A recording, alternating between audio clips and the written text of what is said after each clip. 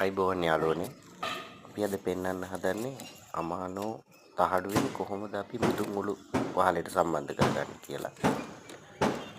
මේකට ඇත්තටම අමානෝ තහඩුවක් නමලා එවනවා.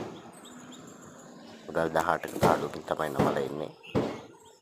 එතකොට ඒක වහලට සම්බන්ධ කරගන්නේ කොහොමද කියන එක තමයි අපි අද පෙන්වන්න හදන්නේ. මේ තියෙන තහඩුව සම්බන්ධ කරගන්න කලින් අපිට මුදුන් සම්බන්ධ වෙලා තියෙන දේ පේන විදිය.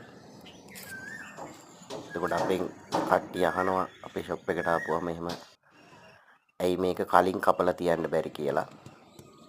එතකොට ඔයාලට පේනවා ඇති දැන් ඒක තනින් තැනට එන්නේ වෙනස් විදියට. එතකොට ඒ තැනට අදාළ විදියට ඒ වෙලාවේ තමයි කපලා අපි මේක ගන්න ඕනේ.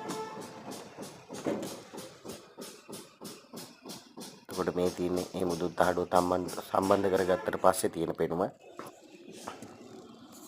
සිලිකන් ගම් දාලා තියෙන ජොයින්ට් වෙන තැන් වලින්.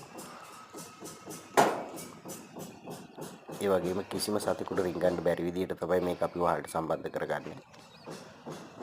වලගේ වහල ඇතුළට ලේන්නු මීයෝ එහෙම රිංගන්න බැරි විදියට තමයි මේක අපි තැනට අදාළ විදියට කපලා වහලට සම්බන්ධ කරලා තියෙන්නේ.